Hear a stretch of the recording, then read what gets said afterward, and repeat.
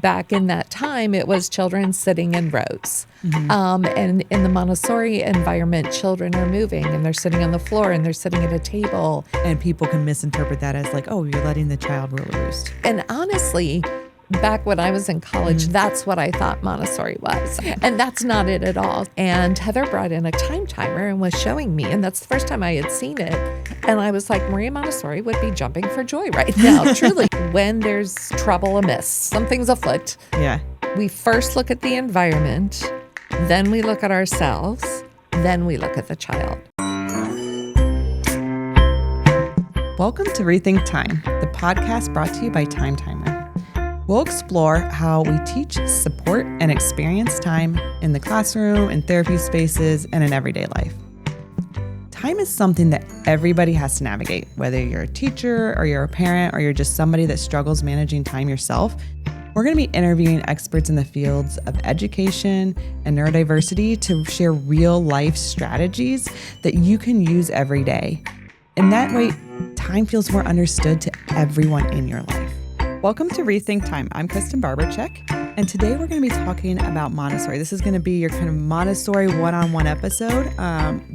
Regardless of where you are on how much you know about Montessori, we're going to dive in pretty deep here and talk about like what Montessori is, like how it can be applied to both families and classrooms, and really start to understand where it came from. So I have a very special guest with me today. Her name's Anita Calo. She's a Montessori educator, and she has worked with families. She's worked with teachers. She's an educator. She's a mentor and a teacher trainer with over 2 decades of experience in the Montessori world. And she works with children, families, and educators. So Anita, thank you for joining us. Thank you for having me. I want to start by just getting to know a little bit more about you. Okay. So tell me a little bit about yourself and your background. Okay. Well, my undergrad was in traditional education, and I started my career in a traditional classroom. Took some time out when I had my own children, worked in human resources for about 12 years. And then when my youngest was turning 4, I was ready to get back to the classroom. And at that point, I had years of parenting under my belt and, knew how I was with my children and how I wanted to raise them. And when I got back into the traditional classroom, I suddenly found it really challenging. I was teaching junior high English, and so it was like 6 classes of 25 children rolling through my room every day. Wow. So it's, 150 children. And I remember thinking, how do I meet all these children's needs? There's 150 of them that I see a day. And how do I give them all the attention that they need and, move them from where they are to where they need to be? And I thought there's just got to be another way. When I was doing my undergrad, there was mention of Montessori, but I really didn't know that much about it. So I started looking for another job, and this was back in the day when you found jobs looking at the one ads in the Sunday newspaper. This is how far back this is. So found an ad at the paper for a Montessori school.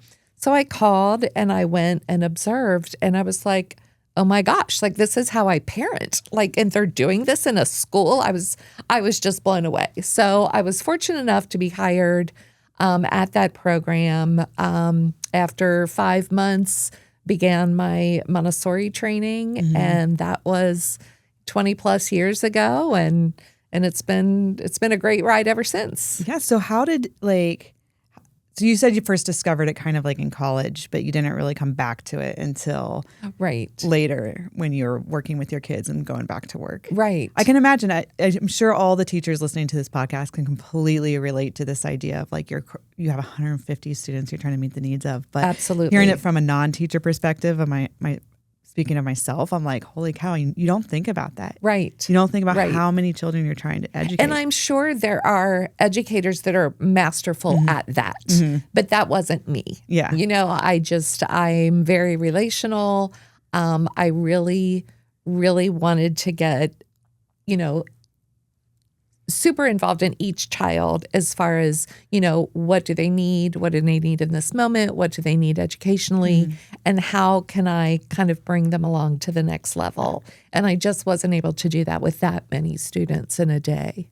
So you mentioned that when you went back and you observed the Montessori education environment, you realized, wow, this is how I parent. Can you speak to me a little bit more about what did you see in that education environment that related back to your parenting Yeah, style? I think it was mostly the sense of discovery. In a traditional model, and again, this is changing in many, many classrooms, which is great. But back in that time, it was children sitting in rows. And in the Montessori environment, children are moving and they're sitting on the floor and they're sitting at a table and everyone's working on something different. And there was this sense of discovery. And that's what I always tried to foster in my own children. I remember one time, my oldest son, he was probably 6 or 7, and he came in and very casually mentioned that he had found a fossil in the backyard. So I'm picturing a fossil, right? And I come outside and it's this skull that's like this big, I was like, oh my gosh, that is quite the fossil. So I called the Cincinnati Museum Center and said, hey, my son found this and he's really interested in learning about it. And one of the paleontologists there invited us over, and I took him over, and we had this great opportunity. So that's just kind of the thing that I did naturally, as far as just encouraging them to be curious about the world and follow their interests. Because he, of course, thought it was a dinosaur. Yes. He was sad to learn it was a cow. But so that type of thing. And I just saw the excitement about learning, and that was just a large part of who I was too. I knew I wanted to be a teacher from 4th grade. I would come home from school and play school in the basement. We had a chalkboard. I always loved learning. I loved to read. So really kind of capturing that excitement and just, drawing upon that, I guess. I think that's so interesting about the Montessori philosophy is what you recognize, or what I'm hearing you say that you recognize, is very natural. It's how we intuitively do things. Yes. And that's one of the beauties of, in a Montessori school, it is very much a natural environment. There's multi-age children. You're in your toddler class, you have 18-month to 3-year-olds. Then you have 3 to 6-year-olds together, 6 to 9-year-olds, 9 to 12-year-olds. So it's more like a natural setting than, when you're in your family or at work. There's people all different ages and doing all different things at once. When you go to work in the morning, you might have a list of things you have to do that day, but you have some autonomy what you want to start with. Right. The same in Montessori. If a child wants to start with a number work or with a language work or sensorial or practical life, or they want to have snack first because they didn't have breakfast, it's all natural. There also in the environment is only one of each material. So if someone is using something that you would like to use, then you just have to wait and choose something else until that material is available. So it is just a very natural extension of the home environment. Oh, it sounds so lovely. Let's talk a little bit about the history of Montessori. Who is Maria Montessori and how did this all come about? She's amazing. So Maria Montessori was actually late 1800s is when she was doing her schooling. She started in engineering and decided she wanted to be a physician. She was the first woman physician in Italy, which of course was quite groundbreaking. I've read that she couldn't even do her clinical practice with the men. She had to go, later by herself because, she couldn't do it with the men. So she became a physician. And after that, she found herself working in basically the slums of Italy with a bunch of children whose parents were off working during the day. And these children were just kind of fending for themselves. At that point, a lot of her study was on children who had what we would call now disabilities, who couldn't learn as well as the others. And what she did was observe the children and observed what they were trying to develop, what was ready to develop in them, whether it's learning to walk or learning to read or something sensorial. And then she created materials that helped that natural development. Okay. So she didn't set out to create or found a system of education. Right. That isn't what she was doing. And it was just, she was a scientist. So she was observing the children. And one of the most interesting stories is, she was training other women to help her. And one day the teacher was late, and they used to keep all the materials locked in a closet or shut in a closet. And then the teacher would get them out in the morning. So one day the teacher was late, and the children opened the closet and got the materials out themselves and started using the materials. And she was like, wow, like they're so interested and so ready to get to work that they did this on her own. And that's where the whole idea of setting up the environment came from. And again, she was a scientist, and she observed children, she observed their development, and then created materials that helped with that natural progression. So it would be similar, if you have a toddler who's starting to walk, what do you do for that child? It's not like you're down on the floor teaching them to walk. Right. You're getting things out of the way that they might fall over. You're creating an environment where that is promoted. They might have a coffee table that they're cruising around. Often we will get a child a little push toy that's helping them. So we're adding things in and taking things away from the environment to let that naturally develop. Right. So just like walking, just like speech, we talk to our babies, we sing to our babies, we say rhymes to our babies, we read books. That's all developing language. It's not like you sit down and say, I'm going to teach you how to talk today. Right. But we're adding a lot of language by the way we speak to them. So it's really very similar to that. So she set out and she observed it. She figured this out. When did it start become or do you know when it start becoming a real thing? Yeah. So she started the first true Montessori school. It was called Casa dei Bambini, which was in Italy, and began teaching, other teachers how to kind of use this. We call it an approach. It's an approach to education versus a pedagogy or a method. Sometimes we use those words, but it's really an approach. And Dr. Montessori came to the United States around 1915. And it really kind of took off at that time, especially in the Eastern, in the Northeast, New York, that area, particularly with families who were more wealthy than others. And a lot of Montessori schools were established at that time.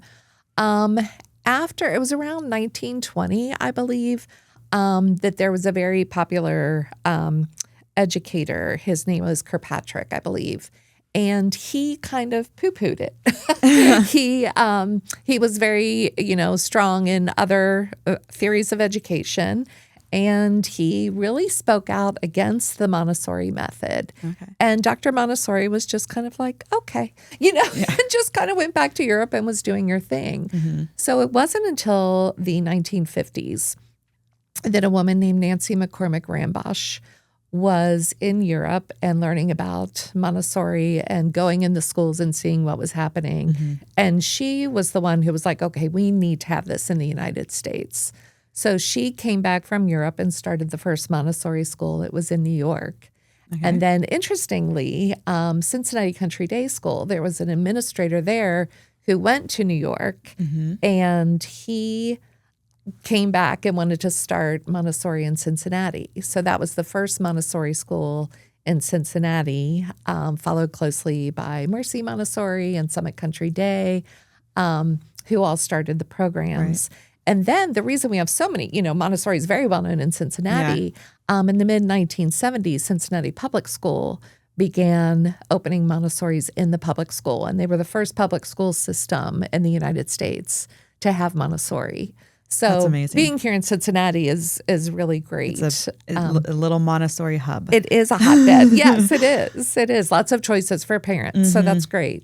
So, you make a good point, though.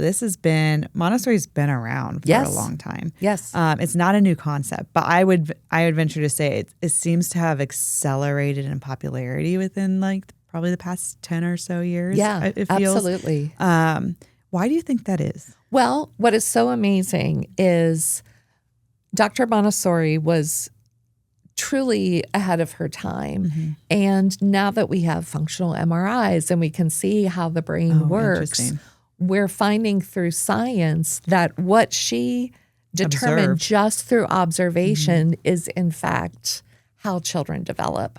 There is a wonderful book called Montessori, The Science Behind the Genius. The author, it's one of the Lillards. There's a mother and daughter who both write books, but Lillard is the author. And she talks about kind of the scientific evidence that we now have behind the approach. So kind of with the addition of that, it just really emphasizes that she really was onto something. Yeah, that's amazing. Yeah. I think, again, like the people listening to this podcast, they're probably all over the spectrum in terms of like someone who maybe has heard the word Montessori or driven by a school that has the Montessori on the sign but not knowing what it is versus the person who practices it every day. So it's so fascinating to me to hear how it has gained popularity and how people have like adopted this and applied it. So talk to me a little bit more about like, what are some of the like core Montessori principles that people need to know? I would say if I had to pick one that is the overarching I guess philosophy is the respect of the child. Montessori had great respect for children, and that, you know, our children come through us, you know, they come through us to have whatever experience they're going to have in this lifetime. And our job as parents is to provide safety and an education, and you know, our job is that they turn 18 and can go off and go to college and then really thrive and be contributing members of society. So that all starts with respecting the child. In a Montessori school, you'll find that everything in the environment is child-sized. You won't find a teacher's desk. There's nothing, you know, the adults are sitting on the floor or sitting in a child-sized chair. Right. So the whole environment is set up for the child. And just this great amount of respect for who they are becoming. Along with that is what we call follow the child, where we're really following the child's interest. We refer to Montessori teachers as guides. You know, in the common vernacular, we say teacher, but the adult in the Montessori environment is really a guide. And our job is to put the children in touch with the materials. The children learn through the use of the materials. Our job is to observe them and see what they're drawn to and see what they're ready for next. Yeah, so those are kind of the two overarching themes, but there's many more. Yeah. So what about like there's the idea, because I can see people that inherit respect for the child, or one of the other principles is like the freedom within limits. And people can misinterpret that as like, oh, you're letting the child rule the roost. Exactly. And honestly, back when I was in college, that's what I thought Montessori was. I remember thinking, oh, those are those schools where the kids can just go do whatever they want, you know, and that's not it at all. So freedom within limits is basically you're not harming the environment and you're not harming someone else. So you have freedom to make a choice of which material you would like to use, as long as you're using it in a way that's respectful of the material and the environment and everyone else in the classroom. The other role of the guide is to, again, we're constantly observing the child. We're observing how they're working with the material. And then we can see when, okay, they seem to have grasped that concept through the materials. So now I'm going to present what might come next in that sequence. And just in a lovely way, like, may I invite you to a lesson? And the child, sure, you know, and they come and sit at the lesson and we present the next thing. So it's just kind of giving them that spark, giving them the lesson so then they can use the material. Do you feel like this is a educational style that can work for, I mean, actually you mentioned this a little bit, that Maria Montessori was doing this with students with disabilities and everything else. So every child learns a little differently. It is or what I'm hearing is it sounds very self-initiated. So does that work for every child? I think it does. Yeah. And again, it is self-initiated to a degree, but it is also guided by the adult. Yeah. I think as long as that you're as the adult in the room. Right. You be the guide, like Exactly. making sure that that's happening. Exactly. Yeah. It's so interesting that like kids do learn so quickly. And so letting them learn naturally just seems like a great opportunity for both like us to learn from them and Right. for them to learn. And things, when the children are learning, Montessori talked about sensitive periods, for example. And a sensitive period is a period in a child's development when it is easiest for them to master whatever skill it is. So back to our example of a child learning to walk. The sensitive period for walking is like 9 to 18 months. So that is the period of time when children can most easily learn to walk. Let's say a child had a health issue or an injury and couldn't, they were 2 before they ever could walk. Can they learn? Of course.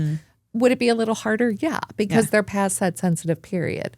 The same with language. So birth to 2, birth to 6 really is the sensitive period for language. But birth to 2 is when children are really picking up like the dialects and the speech sounds of their language. So if a child learns a second language, for example, between birth and 2, they will speak as a native speaker.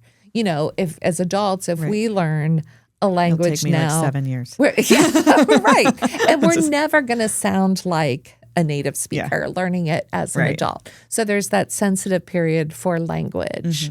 There's a sensitive period for writing, for when children can learn to write, which actually, surprisingly, is before reading.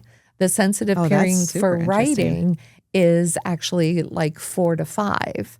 And the sensitive period or really 3 to 5. And the sensitive period for reading is more like 4 to 6. Okay. So one of the materials, for example, in the Montessori environment is the movable alphabet.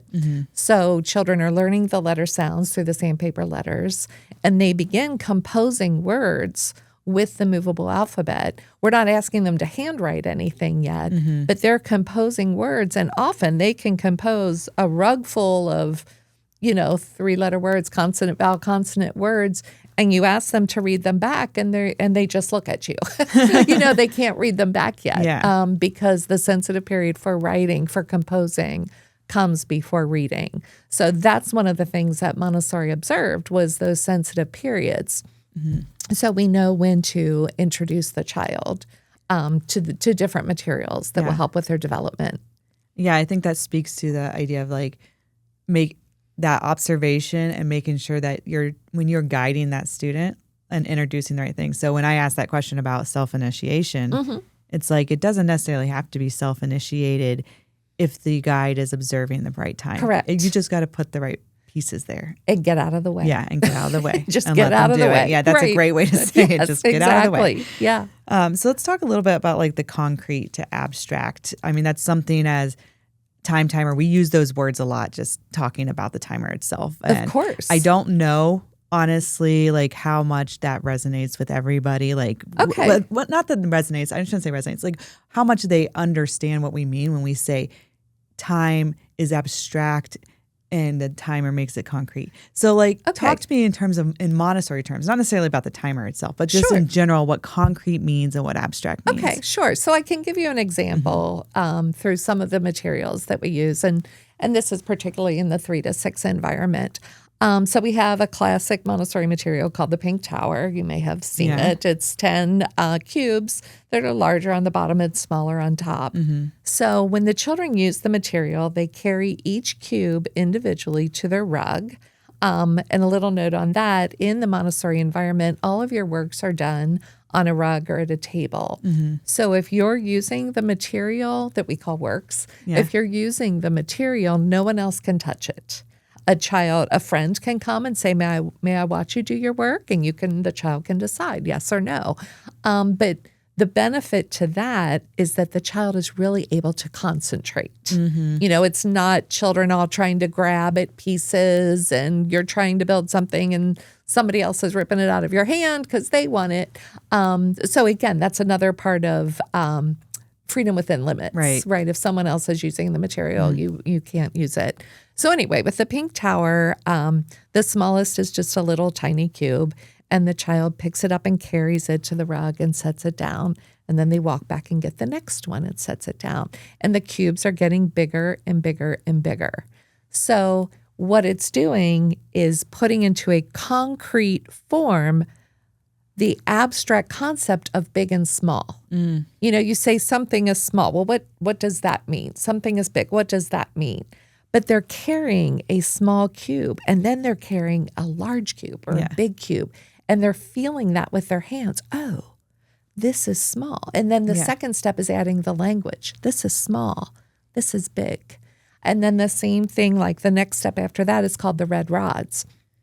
And this is for length. So the rods, they're skinny, long rods. They start with maybe this long, and the child carries it. And then the next one's a little longer, and the next one's a little longer. And the longest, the child is really stretching to carry. So it's making the concept of short and long into something concrete. It's something they tangible. Can feel. Yeah, something they can feel and carry. Yeah. And bringing it back to the time timer, can I tell you how I learned about the time timer and how great this fits in? Yeah. So years ago, I was teaching in a classroom, and I was teaching Jan Rogers' grandchildren. Okay. So Heather and Dave's children. And Heather brought in a time timer and was showing me. And that's the first time I had seen it. And I was like, Maria Montessori would be jumping for joy right now, truly, because it's a perfect example, because time is so abstract. 5 minutes. We'll go in 5 minutes. What does that mean to a child? Right. When my kids were little, I'd say, okay, we're going to bed after one TV show. It was like, that was the 30 minutes, A TV show was 30 minutes, and that's how we measured time. So having the red on the dial disappear, it's making this really abstract thing concrete. Like, oh, I see it's moving. And when the red is gone, that was whatever, 5 minutes, 10 minutes, 30 minutes. So that is exactly what Maria Montessori did. And the time timer has done that perfectly. Yeah. To kind of create that for children. And for anyone listening who doesn't know who Jan Rogers is, she's the inventor and founder of Time Timer. And if you want to know more about her, our very first podcast episode was with her. So go back and listen to that. But yeah, that is like the perfect way to describe what concrete and abstract is. Right. Yeah. We should start giving everybody like the blocks and the sticks. Right, exactly. Well, and with the Montessori math materials, they're so amazing. The 3 to 6 year olds are learning squaring and cubing through, which is amazing, squares and cubes. Yeah. And once I learned that, I was like, if I had seen this, I would have done so much better in algebra. Because it's introducing the concepts so young. And even though we're not, we talk about the squares and the cubes, and then it's later in the 6 to 9 level where they're really learning, oh, this is what squaring is and this is what cubing is. So even if we're not using all the language in the younger levels, they're getting that sensorially, and that's being stored away. Right. And then when it's presented again in a more abstract way, they already have that conceptualization. It goes back to kind of that learning concept of just can you do something with a calculator? Yes, but if you understand how it's done before you get to the calculator, you can actually do something with that. So it's like that same idea. You get this concrete idea in your brain, right? And then when it comes later down the road, you have something, your brain has something to fall back on and build a foundation to build off of, which is so strong. So talk to me a little bit about like the hold aparts. About hold apart? Yeah. Okay. So an example of that is when we start talking about kind of where we are in the universe, we start with the whole. So we start with the whole universe. We don't start with our city or our home or us. We start with the whole universe. And then we go down to the solar system, and then Earth, and then North America, our continent, then the United States, which is our country, then our state, Ohio. So for example, there's a beautiful work that is nesting boxes. And of course, they are very similar to the Pink Tower because, we're kind of showing that again. So the biggest box is the universe, and then inside of that is Earth. Inside of that is North America. So that's what I mean by hold apart. Yeah. Okay, so that kind of takes us into some of like the child development that happens in Montessori. So let's talk a little bit about like what the planes of development are and how those are rooted into child development. Okay, so again, this is something that Montessori just discovered from watching, and there are different planes of development. The first is birth to 6, and then 6 to 12, and then 12 to 18. And really, phases of development go through adulthood too. We don't talk about that as much. So particularly in the first plane of development, since most of my experience is birth through 6-year-olds, in the first plane of development, from birth to 3, we talk about that as being the unconscious absorbent mind. So what that means is that children during those ages are just absorbing everything. And it's truly their environment, their interactions with people, with the planet, with everything is really forming. It's creating who they are. Like they are being formed. The brain connections are taking place, and they really are forming who they are during these years, taking everything in. So, and they're taking things in through all of their senses. Right. With adults, we typically learn most by reading or listening to a podcast. With children, they use all their senses. That's why babies put everything in their mouth. Right. All the senses. They're touching it, they're feeling it, they're tasting it. So we call that the unconscious absorbent mind, where everything's just coming in. Around the age of 3, it's not like a hard, line, but around the age of 3, they switch to the conscious absorbent mind. And what that means is now they're able to direct their own learning a little bit. So you might find a child, often children are very interested in dinosaurs. A lot of children go through their dinosaur phase, and they know all the names of all. You think, how do they know all these? Because that's also the sensory period for language. So they're able to direct their learning a little bit because they're starting to make choices about what's really interesting to them. And that's another reason why the freedom of choice is so important in the classroom, because a child may be just really interested in the math materials.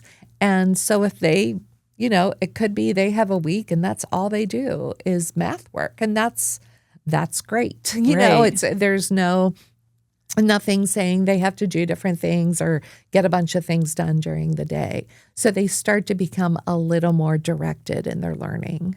Oh, that's so interesting. I mean, I have a 3-year-old at home, and that I'm sitting here like, is Paw Patrol a subject matter? I'm just kidding. Right. He knows all their names. Oh, of course. And that's the thing. So that shows you that they have that, they're in the sensitive period for language. Yeah. So materials that we have in the classroom, like we have puzzle maps. So we start with the world, and they learn all the names of all the continents. And then we go to each continent, and they learn the name of all the countries. And then you go to the United States, and they learn the names of all the states. I had a 4-year-old one year, and he knew every name of every country in the world. Like all the continents, all the countries in Europe and Asia and Africa, because they're at that sensitive period. So why not give them all this really rich language? Right. Not that learning all the Paw Patrol people is not bad, but why not give them the, scientific terms for, the parts of a leaf or the parts of a tree, Right. Yeah. We have something at home. It's just a book called the Visual Dictionary, and it's just like a giant book of just pictures of things. And so I've been using that. Like if I see I'm like interested in something, I'm like, okay, well, let's go look up a diagram about it. It like shows all the different parts of different things. So and that's another really important point too. We make it a point to use real materials in the Montessori environment. Yeah. Children are still trying to figure out until about 6 what is real and what is make-believe. They're not really sure. and children are exposed to a lot of make-believe, right? And watching different shows, which is great. Right. But in the classroom, we use real photographs as often as possible. We use real objects. When they have snack, they use real glasses because and we teach them how to carry a glass and how to be careful with a glass. But that's one of the benefits is we're teaching them how to use things that are fragile. And we use that word. Oh, this is fragile. So you have to walk really slowly and carefully and be really careful with it and gentle with it. And they pour from glass pitchers and so all the materials are real things you find in the real world. And some glasses break, and that's okay. And that's a learning experience too. You learn how to clean it up. So I think that's what's so fun to watch in a Montessori classroom or with Montessori children in general is you start to realize how capable kids are. Oh my gosh. It's unbelievable. So capable. Yeah. So capable. And especially in the infant toddler, the toddler environment for sure. We only provide as much help as the child needs to do it themselves. And that's really hard at home as a parent when you're trying to get out the door because you have to get to work and the shoes just need to go on. Or the coat just needs to go on. So the beauty of being in the environment is, if it takes a child 5 minutes to get one slipper on their foot, that's okay. Yeah. There's a beautiful training video that we use sometimes, and the child, it's a little toddler, probably 18 months, and they're trying to hang a broom on a hook, and they just can't quite reach. They're trying, can't quite reach. And the teacher went over, so the child looked at the teacher, and the teacher went over and just barely guided the child's arms up, like just enough so the child could be successful on their own. Yeah. Because we want that intrinsic motivation. And when the child does succeed in that, there's a thing, we don't say good job. As adults, we say that, oh, good job. And we really try to avoid that because we want the child to feel that. We don't want to take that away from the child and have it be something external. So we might say something, if a child brings you over to look at a work they've done, we might say, wow, you worked really hard on that. Or if it's a piece of art, like you used all the colors or you filled up all the white space, just an observation about it without it being a judgment. Because then the child gets to experience that inner satisfaction of having done a good job, Right. That's such an important lesson as they get older too. Right. That they can carry with them for a long time. Right. How does the adult's nervous system impact the child? Like you talk a lot about how the adult guides them, and there's just hearing you talk about it, there's this sense of calm, right? So how does the nervous system impact the child's development? So in the Montessori world, we talk about the Montessori triangle. And the triangle is the child, the environment, and the adult. So in a traditional education model, it's kind of adult and children. There's an adult at the front of the room, and then there's the children. The triangle, all things are equal. Okay. So all of those things, the child, the environment, and the adult work together. The role of the adult is to basically kind of fade to the background, so that the child is more interested in working the materials than what the adult is doing.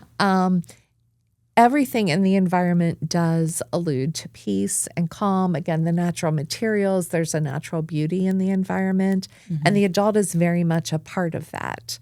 So there's a lot of emphasis in training when Montessori teachers are doing their training on like the spirit of the adult and how to be a part of that environment that isn't bringing in other things from the outside. Right.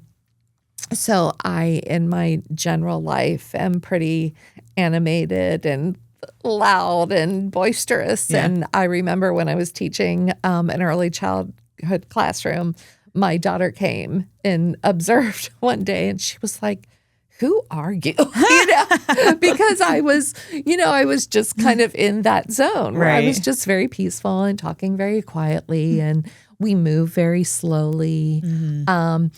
Because with children, and whether you're in a Montessori environment or in your home, the adult is the thermostat. So if the children are amped up, the best thing the adult can do is just sit down. Literally sit on the floor. I would do that all the time in the classroom. If things just seemed a little high energy, I would sit on the floor, get a workout, and just start doing the work by myself. And pretty soon children would come over and watch to see what you're doing. Children don't have that sense of regulation always developed yet, right? We have lots of tantrums and lots of big feelings. So the role of the adult to really assist the child in those moments is to regulate for them. So by us regulating ourselves, the children can then regulate to us. That you're modeling it for them. Yeah, and you're the thermostat. Right. Yeah. So if it's time to turn things down, you're turning things down. There's time for being amped up and having a dance party at home or whatever. But when things are getting a little out there and you're like, like we're on the verge of some tantrums here, the best thing that you can do as the adult is just to center yourself and calm yourself, and then they'll kind of follow suit. So you mentioned that your daughter recognized a different version of you in the Montessori environment versus home. Yes. So to me, it sounds like this can all be more easily implemented in a classroom setting where you have a little bit more control than in a home setting. Well, and maybe that's not necessarily true in the way I worded it, but in the home setting, I'm picturing my own home where I have a 3-year-old and an 18-month-old, and there's a lot of chaos. And so I'm like, how would I create that calm environment at home, especially because there is like you want to do fun things, you want to do high energy. Like what do you do? How do you make it? How do you imply these principles in the home environment? Sure, yeah. So now I have 2 granddaughters. The oldest will be 3 on Saturday, and the younger sister is 15 months. And I really apply what I've done in the classroom when I go into their home. For example, I was there this morning watching them, and when I first walk in the door, when I'm greeting the 3-year-old, the first thing I do is squat down and get on her level. I don't come in and grab her and pick her up. And, I get down low and I greet her, and I say, hi, it's really nice to see you today. And just spend that moment kind of connecting with her. And again, I think if you think about the environment. So one of the things that we learn is when there's trouble amiss, something's afoot. Yeah. We first look at the environment, then we look at ourselves, then we look at the child. So if a child is behaving in a way that you would prefer they didn't, the first thing you look at is the environment. What in the environment can change? Is the TV blaring? Are all the lights on? Are they hungry? Are they thirsty? Do they have to go to the bathroom? What kind of environmental things? Is there just too much clutter in the house? Are there too many toys around?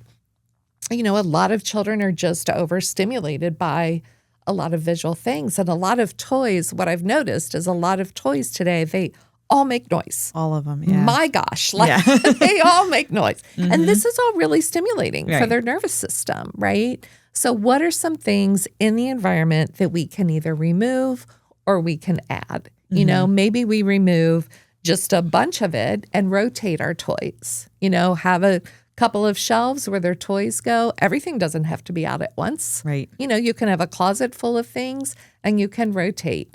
Maybe if there's a lot of toys that make noise, it's not like they can't have any of those. Right. But maybe not all of them are out at once, or they don't have batteries or something like that. That's a good idea. So, or in the evening, when it's time to wind down for bed, think about what screens are on.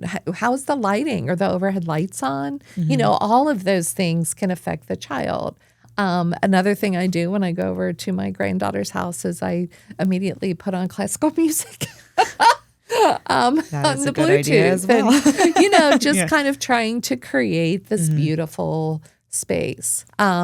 So removing things and then adding in things to the environment, are there soft spaces for your child to go? Is there a soft space for them to go when they're feeling, overly kind of amped up Right. or agitated?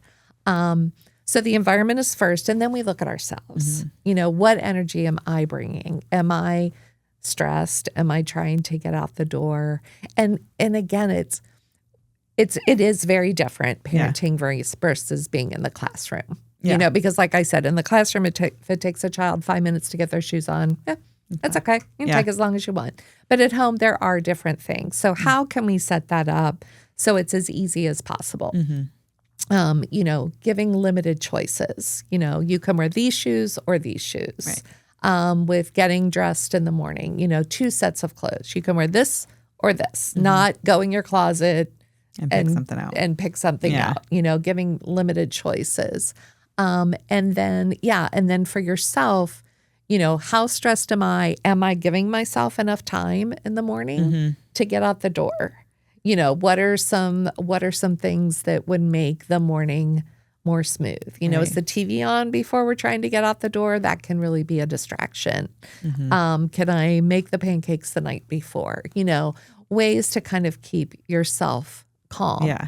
And then after both of those things, then we look at the child, because the child is mostly responding to you, the adult, and the environment. That makes a lot of sense. Yeah. Yeah. So let's say somebody's listening to this podcast and they're like, this makes so much sense, and I have not been doing this with my children. And how do you recommend that they start implementing these practices? Like, if they go in and to their toy room and just start taking toys away, we're gonna have behavior issues, right? So how do you work that into your family life? Right. So I would say simplifying is one thing that's really good. And, there is so much out there. Yeah. So many blogs and Instagram on Montessori. A lot of it is really focused on the materials and not so much on, kind of the practice. And one thing that I'm putting together now, which is new, and I just kind of have the framework, is I'm creating a virtual space for parents to learn more about how to do that. And it's called the Heart of the Guide. Okay. And this kind of came out of really now that, my children are at the age that they're having children, kind of like, what do I want them to know about this? Because I would love nothing more than, 2 of my children did not go to Montessori schools. My youngest did. And I would love to go back now that I know what I know and do all that, do the whole thing over again, right? Because I didn't know until later. So what do I want my children to know as they're raising their families, my nieces, what do I want them to know? So I decided to just kind of put together this virtual space where parents can come and not only learn about the materials and the method, but really how to, it's the approach. It's how do we approach children? That's true. Approaching children with respect and with curiosity. Observation is such a key in the method. So really sitting and watching your child. It's fascinating. I love doing it now with the grandbabies, just watching their development and observing like, okay, how are they using that? Or what happens right before the meltdown? You know what I mean? Right. What was happening right before, and journaling about it and taking some notes and really, really thinking about it and what can I change? So I really want to create a space for parents to not only learn kind of this philosophy of life and being with children, and along with how to set up your home, how to set up a space for your child that is nurturing and comfortable and simple. But most of all, I guess, and I'm not quite sure how to phrase it, but I feel like with so much of the help out there, and this could be education. It Right. could be all the self-help stuff. You know, I feel like there's so much of it. And then you start to feel A, overwhelmed, Yep. and then B, like guilty. Like, oh my gosh, well, I'm Right. not doing that. And I don't have this morning routine that I'm supposed to be doing. And I want parents to think about the philosophy, and then how does this work? How does this resonate with me? Right. And how does this work with the way our family operates? How does this work with my particular child? Because the parent knows the child better than anyone. Right. You know, so I really want to create a space where it's not just how-tos. Right. There can be some of that, but I want it to be a place where parents can really reflect and offer them a path in which to do that. You know, some guided reflection. Right. So that you really can, because it's so busy. Everyone is so busy. And one of my practices in teaching was at the end of the day, I would always journal about my day, you know, like, and think about each child and what worked really well. And I don't know how you did that when you were doing 150 students. Yeah, right, exactly. You know, and wow, you know, Johnny was really off today. Like, what was it? What did I try? What could I try tomorrow? So much of it is a reflective practice. Right. And I really want to offer just some insight for parents and how they can do that. Well, it seems to me like your approach to this is right in line with what you've been talking about from a Montessori perspective. Is like look at where you are, like, and look at who your child is, and understand the environment you're already in, and see how that can play into a better experience for everyone in the family. Right. And I firmly believe that all parents are doing the absolute best they can. Like, I firmly believe that we are doing the best we can. And then, as Maya Angelou said, when you know better, you do better, you know, but giving that information in a way that doesn't make parents feel like I'm not measuring up. Right. There's this beautiful Pinterest board or this beautiful curated Instagram house. My house is never going to look like that. You know, I just, I want to get into the messiness with the parents. Parenting is messy. Well, and there's so many outside influences. Like, I was that person before kids. Like, I want to have this beautiful curated playroom with all the wooden toys and all the Montessori. And then real life happened. Exactly.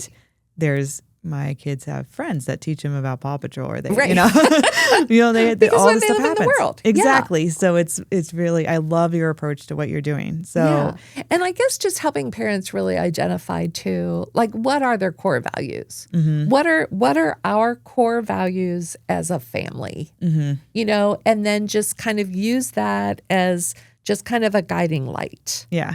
And I'm gonna plug one of our previous podcast guests here, Sure. like Beach Acres Parenting Center. They have a great resource on their website to help you identify those core values as a family. So I highly recommend anyone either go back and listen to that episode, or also check out that resource, because I do think that aligns perfectly with find your values, and it really helps make your decisions as a family and how you can handle these things. Yeah. So where do people find out more about this? Okay. So as I mentioned, I've just started to create this container.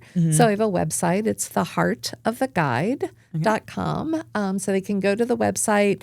Right now I have the structure in place, and some just kind of following the child, and basically some kind of the path from birth to 6, I guess. I've got a couple blog posts so far, and then the framework to start adding. I'm kind of creating a library of resources. So you can go to the website and subscribe. There won't be much coming yet, but but please, if you're do you have interested, your contact information on and that then website? I have my email also on the website, and I love talking to parents. I love working with parents, so I welcome anyone to just reach out with an email. And just to like you do your business is focusing mostly on parents, but you do teacher training as well. Is that correct? I do. So yes, in my professional world, I'm currently working at a Montessori program, kind of in a mentoring role. Okay. Yeah. Okay. So people, if you're a teacher or someone at home that just wants to know more. Absolutely. And learn about you Montessori. can email me, you can subscribe, and be happy to talk to you. I love this conversation. I do feel like I need to go home and rearrange my playroom, but I can help you with that. Oh, that would be perfect. Thank you. Thanks for tuning in to this episode of Rethink Time. Don't forget to subscribe and visit timetimer.com for supporting tools and resources. Make every moment count.